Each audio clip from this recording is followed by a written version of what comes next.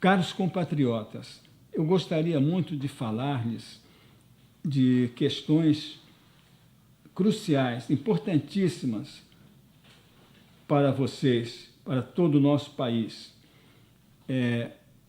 Questões nas quais o Brasil está sendo saqueado e o futuro do país está grandemente comprometido, a ponto de não sabermos se, continuando essas coisas, se ele vai poder sobreviver como nação. São questões que, justamente por serem demasiado importantes, não são tocadas dentro do sistema político que está aí. Ou seja, tanto governo como oposição, nenhum dos dois dá a importância devida a isso e simplesmente vai entregando as riquezas e o fruto do trabalho dos brasileiros aos saqueadores. Eu vou detalhar somente duas questões através das quais esse saqueio é realizado.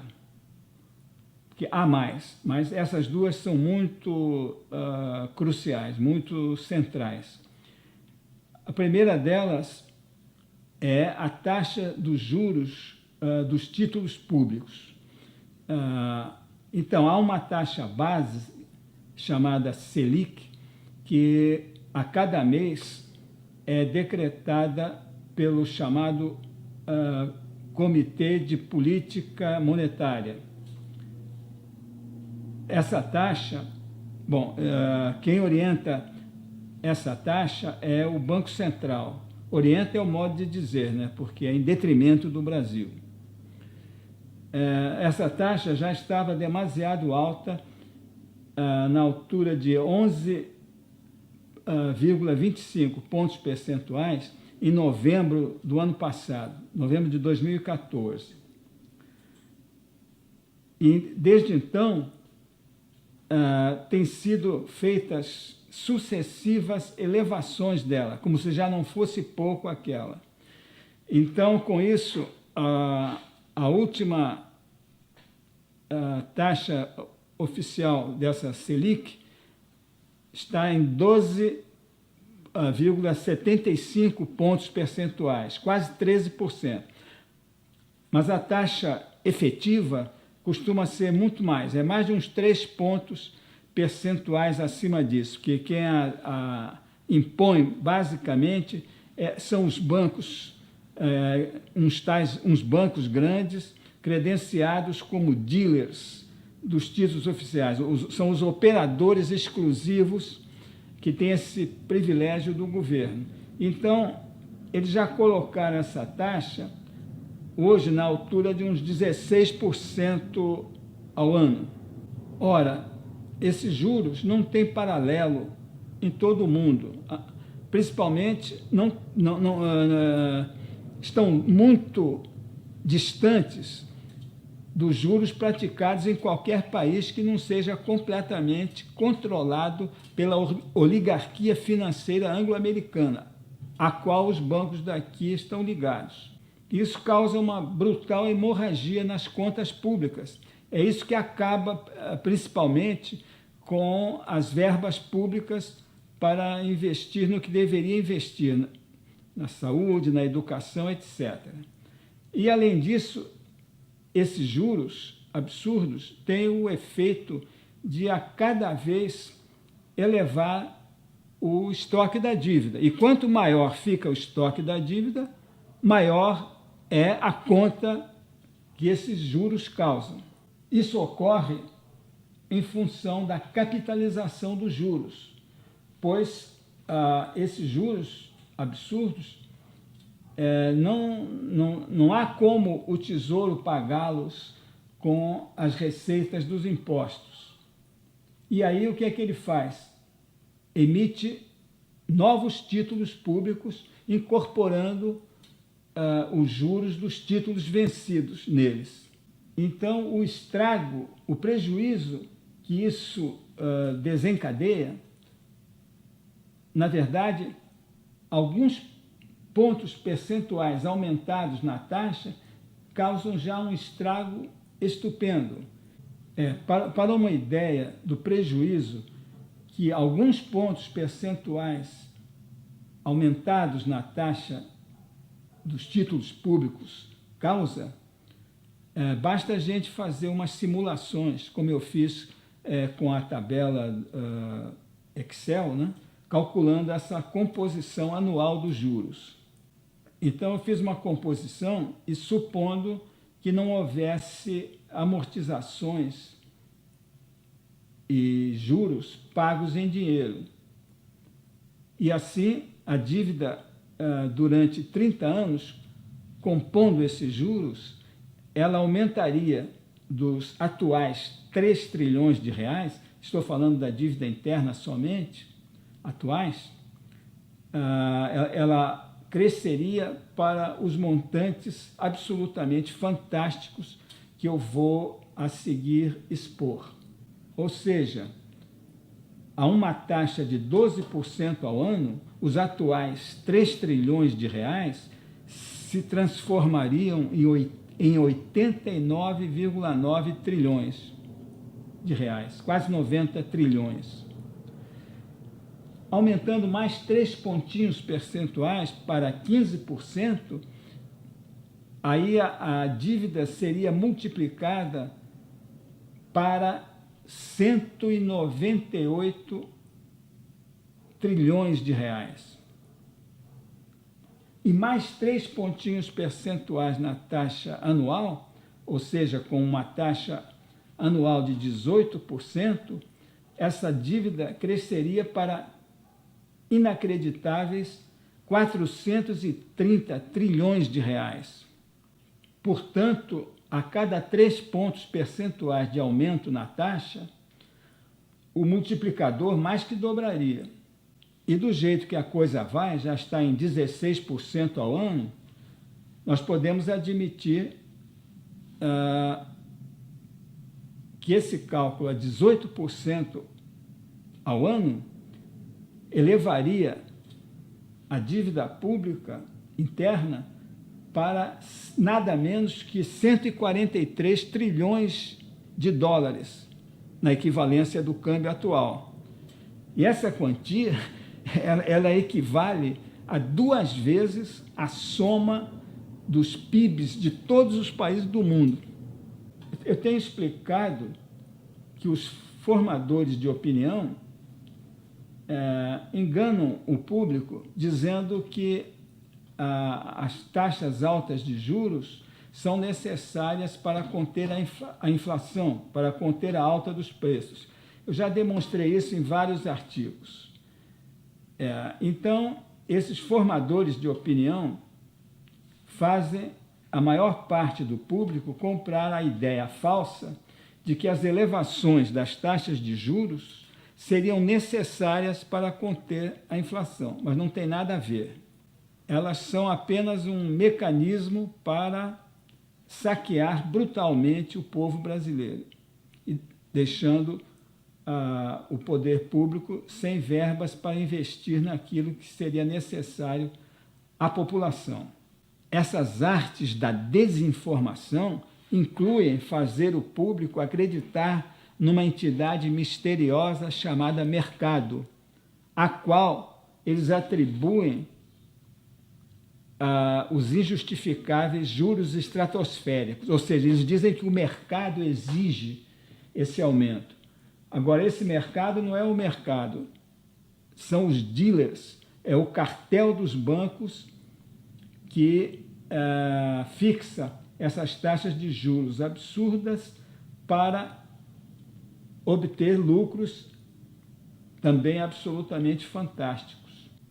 Ou seja, esses desinformadores fazem que, aos olhos do público, esses juros deixem de ser o instrumento do saqueio cometido pelo cartel dos bancos e sejam vistos como causados pelo mercado, uma coisa abstrata que não existe. E as supostas leis econômicas igualmente abstratas e que não tem nada a ver com o caso. ou seja, a armação a serviço dos concentradores financeiros, desvia a discussão do terreno dos fatos para o terreno das teorias econômicas e para o das doutrinas político-filosóficas. Não é essa a questão. A questão não é doutrinária, não é questão de neoliberal e direita ou esquerda ou coisa nenhuma dessas. É simplesmente retirar do governo, do Tesouro, uma renda absolutamente injustificada, subsidiando, além disso, subsidiando os cartéis transnacionais, subsidiando esses cartéis de forma trilionária. Em suma, arrancar do Brasil quantias e recursos naturais incalculáveis. É pirataria, assalto, extorsão, reminiscente das proezas imperiais do século XIX, no caso, obtidas por meio das armas, como foram as guerras do ópio que o Império Britânico desencadeou contra a China de 1839 a 42 e de 1856 a 1860. O objetivo inicial dessas guerras foi deixar de pagar em ouro, mesmo a Inglaterra dispondo abundantemente do metal proveniente do Brasil e de outras origens. Isso era para deixar de pagar as manufaturas produzidas na China e apropriar-se das indústrias e roubar-lhes as técnicas de produção, tal como já havia feito na Índia, quando levaram os artesãos da Índia à Inglaterra para produzir lá. Falando na Índia, para produzir o ópio destinado à China, era só explorar os trabalhadores e a terra da Índia, saqueada de 1757 a 1863, em recursos equivalentes ao dobro dos investimentos feitos na Inglaterra, inclusive em imóveis, para ter a ideia do montante. A Grã-Bretanha transformou o grosso de suas importações da Índia em pilhagem escancarada nesses anos, deixando de pagar o que quer que fosse por elas, como mostra no livro Acumulação Mundial, 1492-1789, o historiador econômico André Gunder Frank.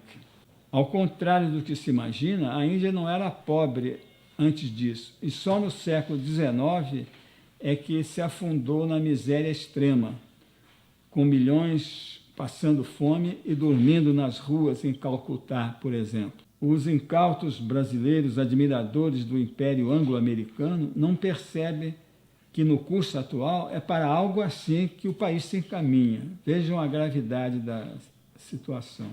Os juros abusivos nos títulos públicos e, mais ainda, no crédito a empresas e pessoas físicas, bem como os espantosos subsídios às aplicações financeiras e às empresas transnacionais, são apenas alguns dos mecanismos montados para tornar falido o Brasil e acelerar sua dilaceração com as bicadas de vorazes abutres financeiros.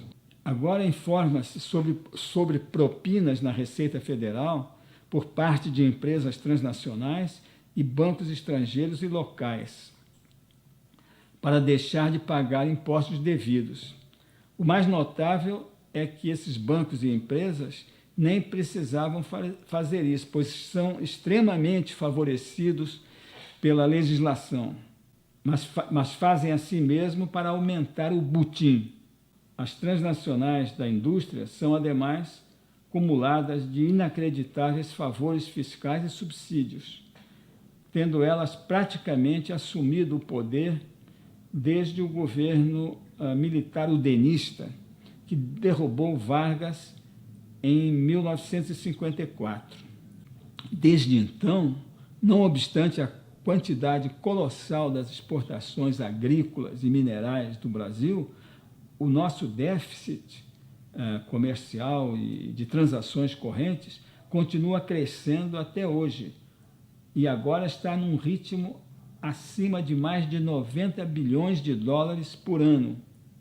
E esse, é bom lembrar, o déficit das transações correntes com o exterior foi a causa original da própria dívida externa também.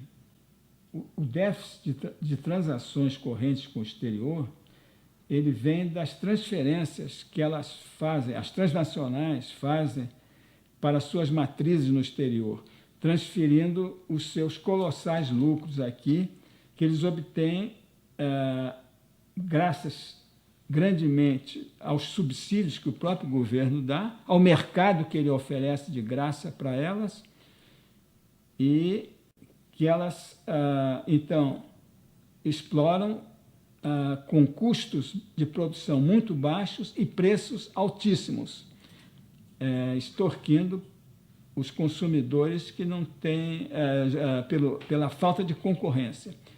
E transferem esses lucros ao exterior sob diversas formas contábeis, geralmente como despesas, mais do que declarando os lucros como lucros.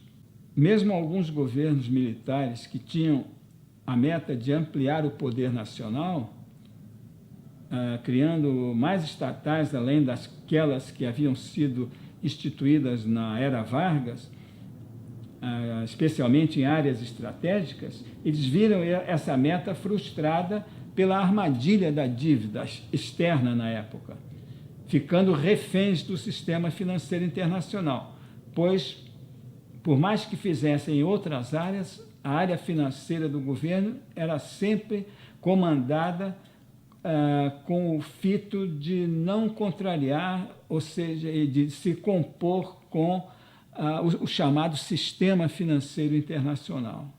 Esse sistema engendrou a nova república também, mediante a mesma chantagem da dívida. Esse sistema engendrou também a nova república e, mediante a mesma chantagem da dívida, desnacionalizou mais segmentos da economia, inclusive as importantíssimas estatais, ficando as eleições dependentes do poder financeiro concentrado e da grande mídia, sempre a serviço do império. A corrupção é, pois, sistêmica e os desmandos ocorridos na Petrobras são uma de suas menos expressivas manifestações. São pouco, as mais graves não são apontadas.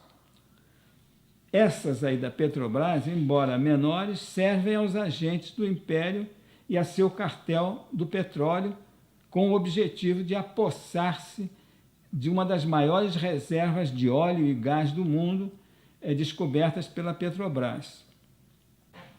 Eu agradeço a Unimérito, que está realizando este vídeo,